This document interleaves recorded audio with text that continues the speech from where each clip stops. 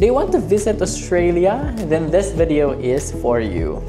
So, ang pinaka-process talaga dito guys is online lang. And then, sa last part ng application, meron kang makikita doon ng mga attachment ng documents. So, ito yung ating mga i-prepare. Ito yung mga documents. Unang-una isang travel document. So, of course, ito yung ating passport. It should be valid. Then, evidence of the applicant's previous travel. Ito yung mga previous na mga napuntahan mong bansa.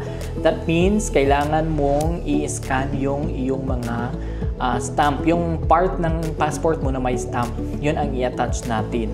Especially kung meron kang mga like valid na visa, issued visa.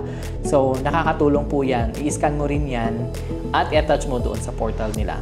Pangalawa is family register and composition form if applicable. So, basically, ito lang ay Form 54 wherein ilalagay mo dito yung mga pangalan ng parents mo at the same time yung mga kapatid mo.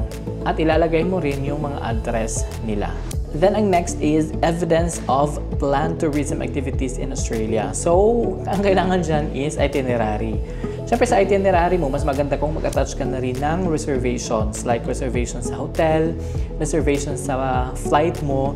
So, yan yung mga documents attachment mo ay nakakadagdag para mas lalong mapatibay yung application mo.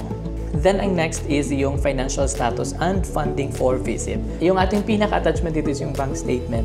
Kung meron kang 6 months, much better. Actually, ang in-attach ko dun ay, I think, 6 months na bank statement. At, of course, nilagay ko na rin ang aking payslip. So, nag-attach na rin ako ng payslip para at least, di ba, talagang mapapatibay natin yung ating application. And then, what else? Visa for country of residences. So, dito is, since kung nandito ka sa ibang bansa, like in our case, nandito kami sa Saudi Arabia, kailangan kong mag-attach ng re-entry visa. Next is evidence of current employment or self-employed. So, kung employed ka, syempre mag-ano ka na lang ng letter sa company na stating na talagang connected ka sa company na pinagtatrabahuan mo.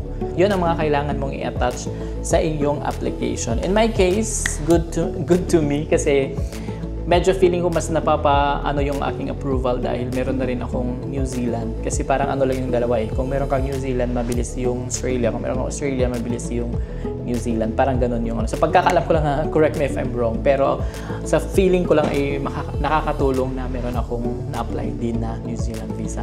So, yun lamang yung mga requirements na kailangan for your application sa Australian visa.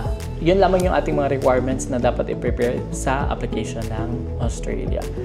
And of course, sa online, meron ka doong ipi-fill out.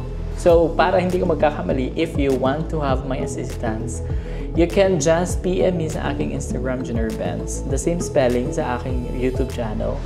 So, i-PM mo lang ako doon at mag-avail ng aking visa assistance service at a very reasonable price.